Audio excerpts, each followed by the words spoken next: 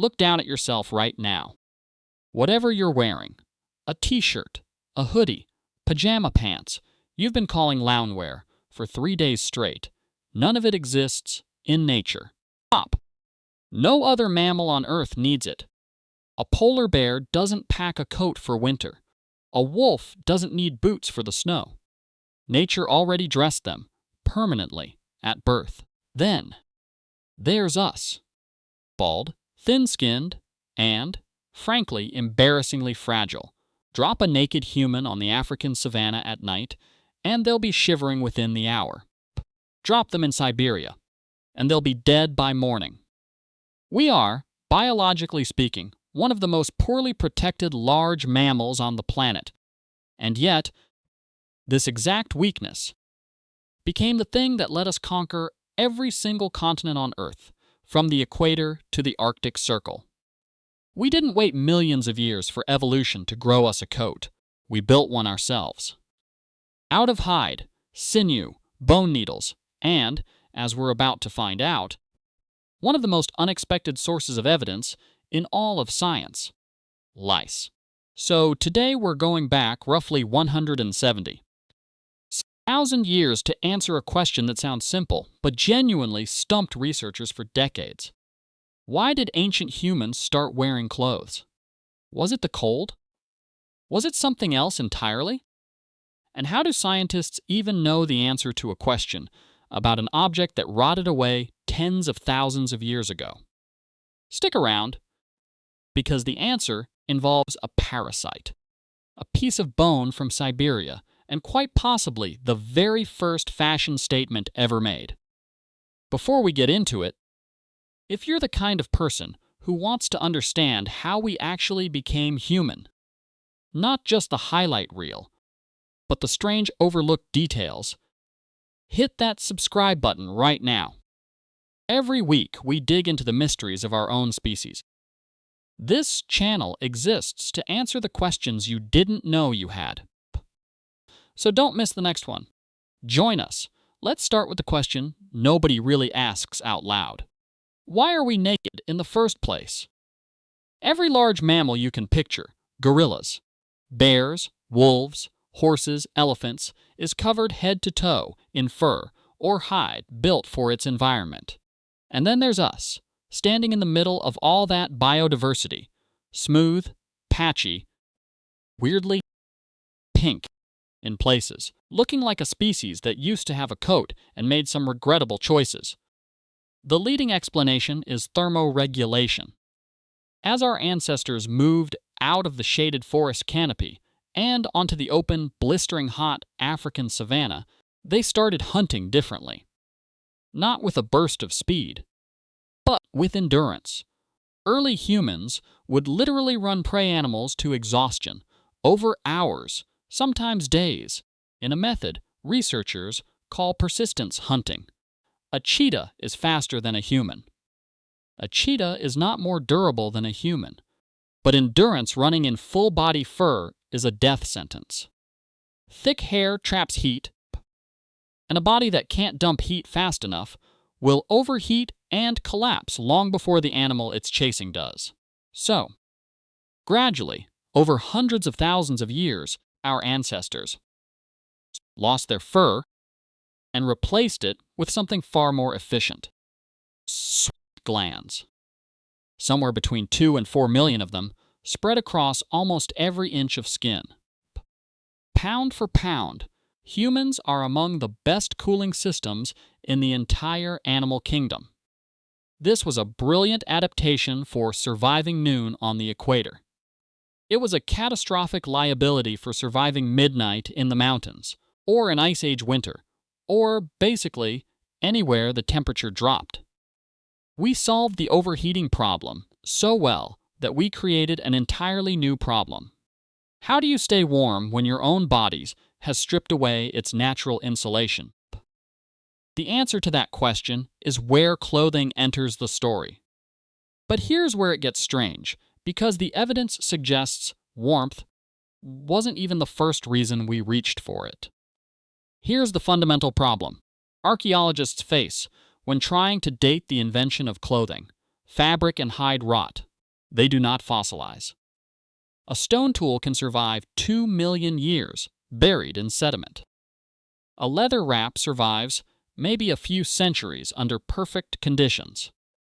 So how do you find physical proof of something that was designed by its very nature to fall apart? The answer came from an unlikely source: parasites.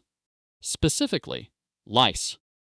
Researchers at the University of Florida decided to map the genetic history of human lice. And in doing so, they stumbled onto one of the more elegant pieces of detective work in evolutionary science. Humans host two genetically distinct populations of lice: head lice, which live in your hair, and body lice, which live specifically in the seams and folds of clothing. Body lice cannot survive on bare skin. They need fabric to nest in. Which means body lice, as a distinct species, could not have existed before humans were wearing clothes consistently enough to create a permanent habitat for them. By analyzing the genetic divergence between head lice and body lice, essentially calculating how long ago the two populations split apart, researchers were able to estimate when clothing first became a fixture of human life. Their answer somewhere between 83,000 and 170,000 years ago. Sit with that for a second. A parasite, one of the most universally loathed creatures in human history. The thing that causes outbreaks of panic in elementary school hallways, accidentally preserved the earliest known evidence of human clothing. The lice were there. They adapted. They moved in. And they left a genetic paper trail that scientists, tens of thousands of years later, could actually read. That's either one of the most beautiful accidents in the history of science or deeply unsettling. Possibly both. But it gives us something crucial: a rough date. And that date creates a genuine puzzle, because modern humans didn't start migrating out of Africa in significant numbers until around 70,000 years ago. If clothing were purely a response to cold weather, why does the evidence show us wearing it tens of thousands of years before we ever encountered cold weather at all? Something else was clearly going on first. So if it wasn't the cold, what was it? Researchers point to two overlapping possibilities, and neither of them requires ice or snow. The first is basic physical protection. Early humans spent their days walking through thorny scrub, tracking prey across rocky, sun-scorched terrain. A simple wrap or loincloth made from animal hide creates a barrier against sunburn, insect bites, and the small cuts and abrasions that, in a world without antibiotics, could easily turn fatal. It's not glamorous. It's not philosophically interesting. But it's practical, and practical often wins. The second theory is far more interesting, and it says something about who we are as a species: social signaling. Humans are relentlessly, compulsively social. We are constantly broadcasting information about ourselves, our status, our group, our intentions, whether you should trust us or fear us or defer to us. We do it with posture, with voice, with facial expression, and it turns out, quite possibly, from the very beginning, with what we put on our bodies. There's evidence that our ancestors were using red ochre pigment for body decoration as far back as 200 years ago, which is even older than the lice evidence for clothing. That tells us something important. The impulse to decorate the body, to visually signal something about yourself to the people around you, may actually predate clothing itself. We were painting ourselves before we were dressing ourselves. Once that impulse existed, the leap to clothing wasn't a huge one. Which hide you wore and how you wore it quickly became a statement. Was this the skin of something dangerous you killed yourself? Did it mark you as a hunter, a leader, someone to be respected? Welcome to the very first fashion industry. A small band of early humans on the African savanna quietly working out who gets to wear the leopard skin. For most of early human history, clothing was rough. A hide thrown over the shoulders, tied with a length of twisted sinew, roughly cut with a stone flake. Functional but shapeless, the prehistoric equivalent of wearing a bin bag. It does the job, but nobody's winning any design awards. Then, around 50,000 years ago, something changes in the archaeological record. Researchers begin finding bone needles. Not just sharpened points for punching holes, but true needles, with a tiny eye bored through one end, clearly designed for threading sinew and stitching material, together with real precision. This marks garments shaped to the body, not just draped over it. The oldest confirmed-eyed needle was found in Denisova Cave in Siberia, dated to roughly 50,000 years ago, carved and polished from a hollow bird bone. The craftsmanship is genuinely extraordinary for the period, and the cognitive leap behind it is easy to underestimate. Someone looked at a fragment of bone, imagined a tool that didn't yet exist, worked out how to bore a clean hole through the narrow end without shattering it, and then used that tool to join fabric with a controlled, repeatable stitch. That's not raw survival instinct. That's engineering. That's design thinking. Tens of thousands of years before anyone would have used that phrase. And that needle matters because of where it was found. You can survive without cave paintings.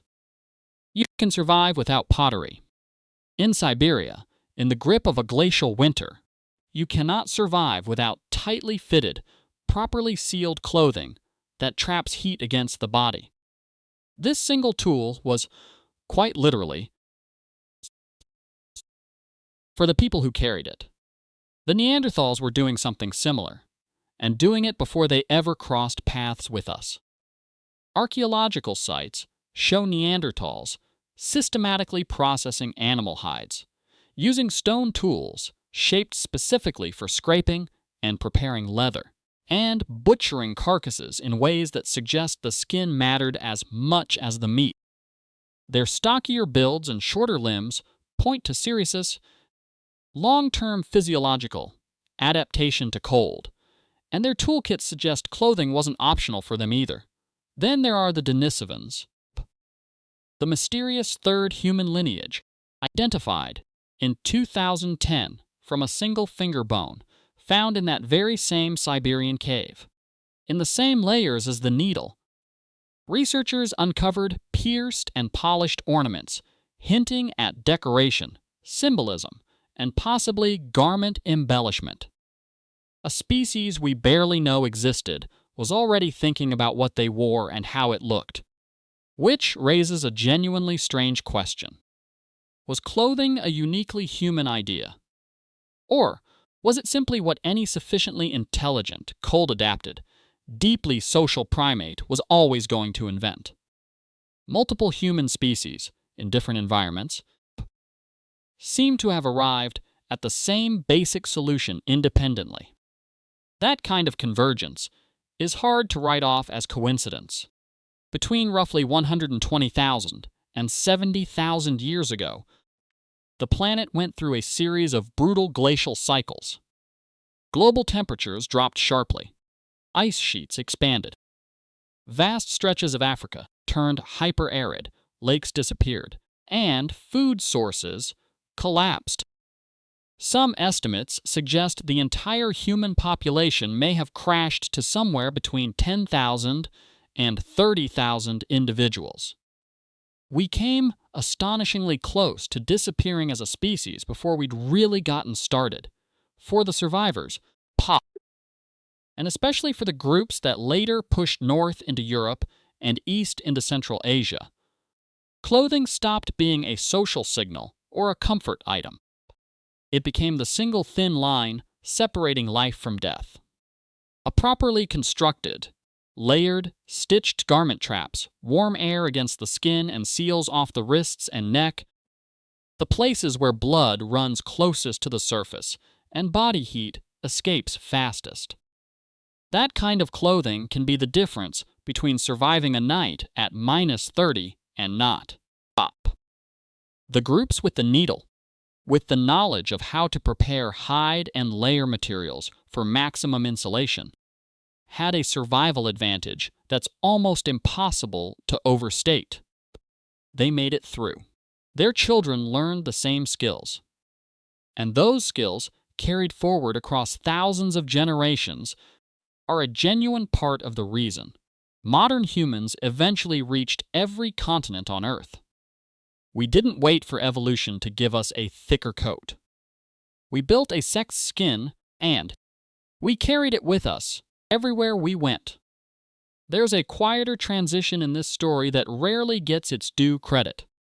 The shift from animal hides to woven plant fibers. Hides are warm, durable, and reasonably water-resistant, but they're also heavy, stiff, difficult to clean, and, obviously, you need to kill something to get one.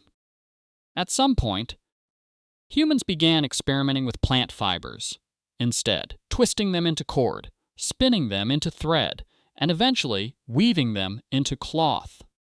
The oldest known twisted plant fibers were discovered in a cave in the country of Georgia, dating back roughly 30,000 years.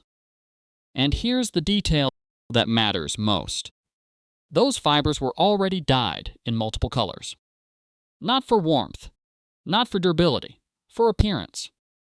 Someone, 30,000 years ago, looked at a perfectly functional piece of cord and thought, this needs to say something. By the time of the Neolithic agricultural revolution, roughly 12,000 years ago, textile production had become a cornerstone of human civilization. Flax for linen, wool from domesticated sheep, and eventually cotton and silk in different corners of the world. With textiles came the wardrobe, clothing, specialized by purpose. A heavy cloak for winter, a light wrap for summer, specific garments for ritual, for labor, for mourning, for status. Long before the Industrial Revolution turned textiles into a mechanized global industry, cloth was already reshaping human civilization. Trade routes formed around it. Empires were financed by it. Wars were fought over access to raw materials for it.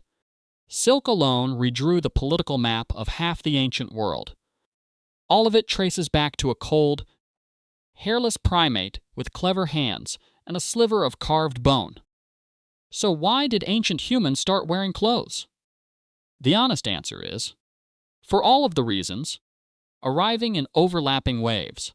It probably began as basic protection, a barrier between skin and thorn, sun and insect.